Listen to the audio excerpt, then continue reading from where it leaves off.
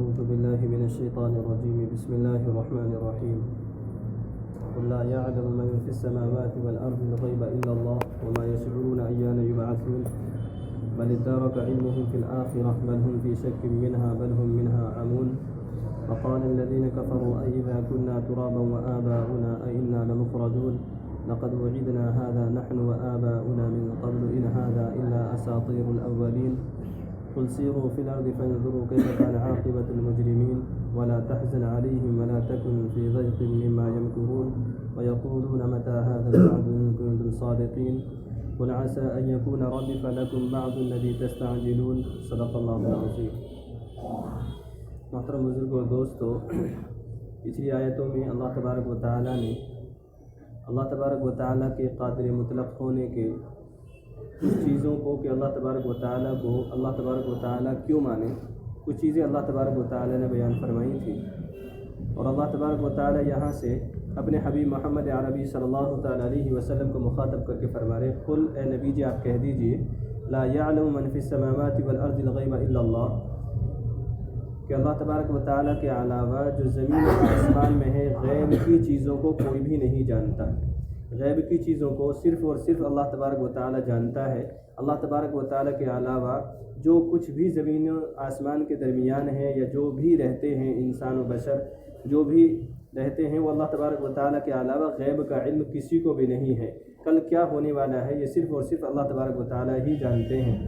اس آیت نے باقی تمام شک و شبہات کو دور کر دیا ہے کہ چاہے وہ نبی ہو یا چاہے وہ ولی ہو، چاہے کوئی انسان ہو خاص ہو یا عام ہو، کوئی بھی اللہ تبارک و تعالیٰ کے علاوہ کسی کو بھی غیب کا علم نہیں ہے.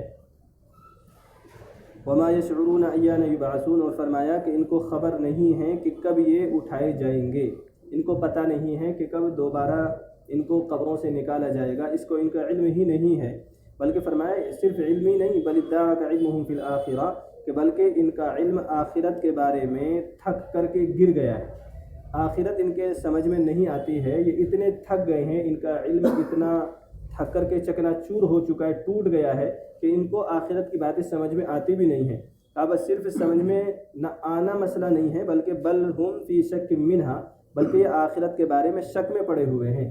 کہ ہم مر جائیں گے، دوبارہ زندہ ہوں گے کہ بھی نہیں، ابھی تو اس کا یقین نہیں ہے کیونکہ کافروں سے بات ہو رہی ہے. تو فرمایا بل ہم منہا عمون، تاکہ صرف اتنا نہیں بلکہ یہ اس کے بارے میں اندھے ہیں. یہ صرف آنکھوں کے اندھے نہیں، یہ دل کے اندھے ہیں. ایک تو وہ جس کو آنکھوں سے دکھائی نہیں دیتا ہے، ایک وہ ہے جو دل کا اندھا ہے جس کو بصیرت اور بصارت دونوں چیزیں اس کی خالی ہوتی ہے. فرمایا وقال الذین کفروا، اور کافر لوگ کہتے ہیں اذا کنا ترابا، کہ کیا جب ہم مٹی ہو جائیں گے، وآباؤنا، اور ہمارے باپ دادا بھی مٹی ہو جائیں گے، انا لمخرجون، کیا ہم دوبارہ سے اٹھائے جائیں گے، یعنی جب ہم قبر میں چلے جائیں گے ہمارا جسم کو مٹی کھا کر کے ختم کر دیں گی تو پھر دوبارہ زندہ کیسے ہوں گے، یہ کافر سوال کیا کرتے تھے.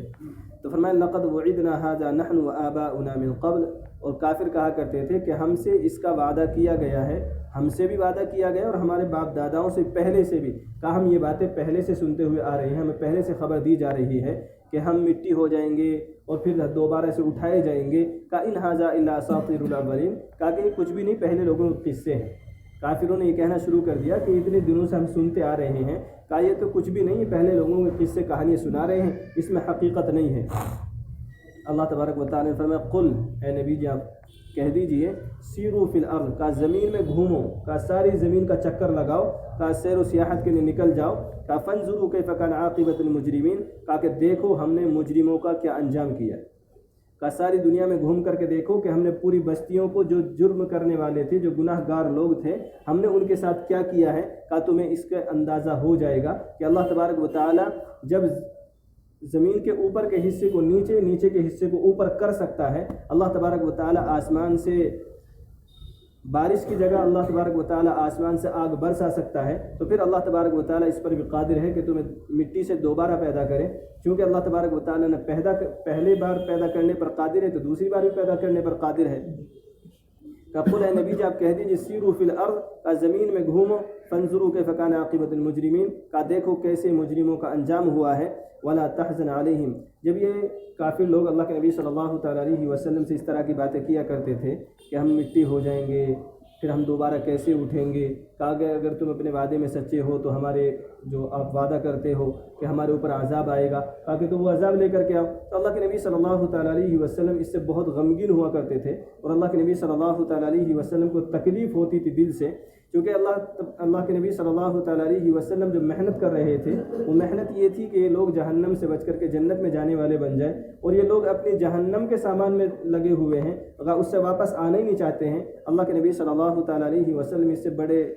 تکلیف اور بڑے دکھ محسوس کیا کرتے تھے۔ کہ ولا تحزن علیہم، کا اللہ تبارک و تعالیٰ اپنے حبیب کو تسلی دے رہے، ولا تحزن علیہم، کہا کہ ان کی باتوں پر غم نہ کرو، ولا تکن فی ضیق مما یمکرون، کہا کہ اپنا دل چھوٹا مت کرو ان کی مکر کی وجہ سے، ان کی فریب کی وجہ سے، کہا تم اپنا دل چھوٹا مت کرو اور غم مت کرو۔ وَيَقُولُونَ، اور یہ کافر لوگ کہتے ہیں، مَتَى هَذَا الْوَعْدُ، کہ یہ وعدے کا دن کب آئے گا؟ یعنی جو ہم سے کہتے ہو کہ اگر تم اپنے گناہوں سے باز نہیں آؤ گے تو اللہ تبارک و تعالیٰ کا عذاب آ جائے گا، تو کافر کہا کرتے تھے مَتَى هَذَا الْوَعْدُ، یہ عذاب کب آئے گا، کب ہوگا؟ ان کنتم صادقین، اگر تم سچے ہو تو پھر یہ عذاب ہمارے اوپر لا کر کے دکھاؤ۔ ایک تو جرم کیا کرتے تھے اور سینہ تان کر کے یہ بات کہا کرتے تھے کہ اب یہ وعدہ کب آئے گا، تو اگر اس وعدے کو لا کر کے دکھاؤ اگر تم سچے ہو۔ قل، اللہ تبارک و تعالیٰ فرمائے، اے نبی جی آپ کہہ دیجیے، عسى ان يكون ردف لكم، کہ قریب ہے کہ وہ تمہاری پشت پر ہو، بعض الذی تستعجلون، بعض وہ چیزیں جس کی تم جلدی مچا رہے ہو، کہ جس چیز کا تم سوال کر رہے ہو، جو تم جس کی جلدی کر رہے ہو، کہا کہ قریب ہے کہ وہ تمہارے بالکل قریب سر پر ہو، بلکہ پشت کے پیچھے تمہارے بیٹھے ہوئے۔ کہا وَإِنَّ رَبَّكَ لَذُو فَضْلٍ عَلَى النَّاسِ، فرمایا کہ بے شک تیرا رب لوگوں پر فضل کرنے والا ہے۔ کسی آدمی کو اللہ تبارک و تعالی اگر گناہوں کے باوجود اس کو مہلت دے رہا ہے، اس کے کہنے کے باوجود، اس کے سارے جرم کرنے کے باوجود اگر اللہ تبارک و تعالی اس کو مہلت دے رہا ہے تو یہ اللہ تبارک و تعالی کے فضل کی بات ہے۔ اس آدمی کو چاہیے کہ فوراً توبہ کر کے اللہ تبارک و تعالی کے راہ راستے پر آ جائے۔ تو فرمایا وَإِنَّ رَبَّكَ لَذُو فَضْلٍ عَلَى النَّاسِ، بے شک تیرا رب لوگوں پر فضل کرنے والا ہے، یعنی عذاب نہ بھیج کر کے اللہ تبارک و تعالی فضل کر رہے ہیں لوگوں کے اوپر۔ وَلَكِنَّ أَكْثَرَهُمْ لَا يَشْكُرُونَ، لیکن ان میں سے اکثر شکر گزاری نہیں کرتے ہیں، اللہ تبارک و تعالی کا شکریہ ادا نہیں کرتے ہیں۔ وَإِنَّ رَبَّكَ لَيَعْلَمُ مَا تُكِنُّ صُدُورُهُمْ وَمَا يُعْلِنُونَ، اور فرمایا کہ بے شک تیرا رب جانتا ہے جو کچھ ان کے دل چھپاتے ہیں، وَمَا يُعْلِنُونَ، جو کچھ یہ ظاہر کرتے ہیں، جو ان کے دلوں میں چھپ رہا ہے وہ بھی اللہ تبارک و تعالیٰ کو خوب اچھی طرح معلوم ہے۔ وَمَا يُعْلِنُونَ، اور جو یہ ظاہر کرتے ہیں اللہ تبارک و تعالیٰ اس سے بھی باخبر ہیں۔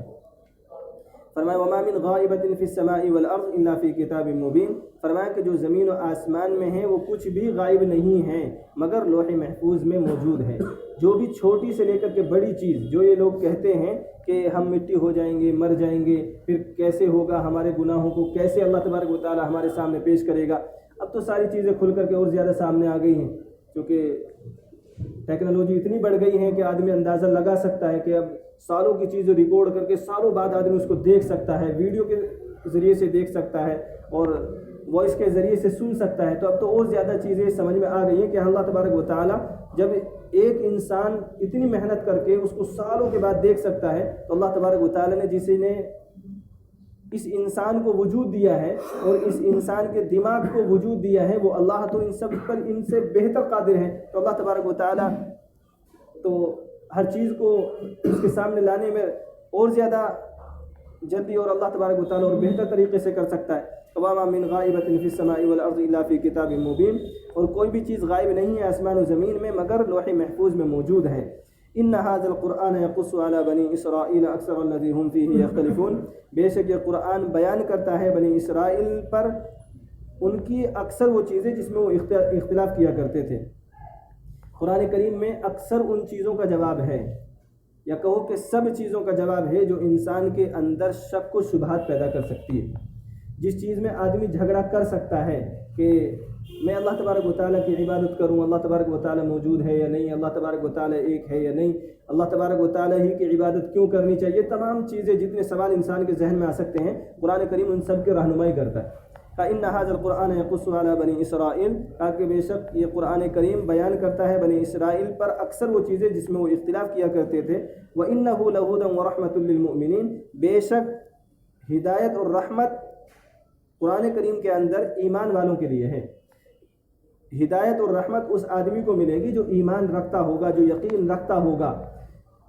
وہ بعض علماء کرام مثال دے کر کے سمجھاتے ہیں کہ قرآن کریم میں جو آدمی جس نیت سے پڑھے گا اللہ تبارک و تعالیٰ قرآن کریم سے اس کو وہ نواز دے گا. دوسرے لوگ ریسرچ کرتے ہیں قرآن کریم کے اوپر تو ان کو اپنی ریسرچ کے لائن کی چیزیں مل جاتی ہیں. جیسے کوئی آدمی دھوپ میں کالا چشمہ لگائے گا تو اس کو سارا کالا کالا دکھائی دے گا, اور اگر وہ نیلا لگائے تو اسے سب نیلا نیلا دکھائی دے گا. تو بس قرآن کریم کا بھی ایسے جس نیت سے لے کر کے بیٹھو گے اللہ تبارک و تعالیٰ وہ اس کو سمجھا دے گا. کوئی اگر آدمی قرآن کریم اس نیت سے پڑھے کہ میں چاہتا ہوں کہ مجھے ہدایت اور راہ راست کا پتہ چل جائے کہ سیدھا راستہ کیا ہے,